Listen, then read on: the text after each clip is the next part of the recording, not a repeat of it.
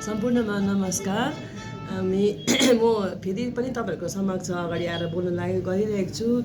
Main कुरा चाहिँ के थियो भने फेरि पनि हाम्रो दार्जिलिङ ब्रान्चमा हामी पोलिसिसमा धेरै माइनसमा चलिरहेको रहेछौँ है।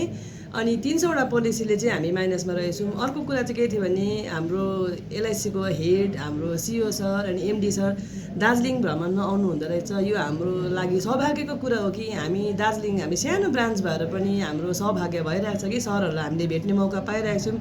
त्यसको लागि पनि हाम्रो ब्रान्चमा जतिवटा पोलिसीले माइनस भएको छ त्यो चाहिँ हामीले फुलफिल गर्नु सक्यो भने विदिन स्याटरडे रहेछ, तर सन्डेसम्म हामीले 313 पोलिसी चाहिँ हाम्रो माइनस रहेछ।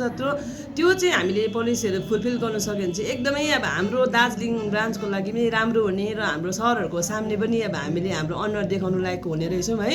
र यो चाहिँ हाम्रो दार्जिलिङ ब्रान्चको एउटा इज्जतकै सवाल भयो अब अहिले। र हामीले आजदेखि नै कोसिस गर्नुपर्छ कि बाई सन्डे हामीले चाहिँ यो हाम्रो माइनस भएको पोलिसिसहरू चाहिँ फुलफिल गर्ने। र म पनि अहिले सरलाई भने कि म 10वटा पोलिसी गर्छु भनेर।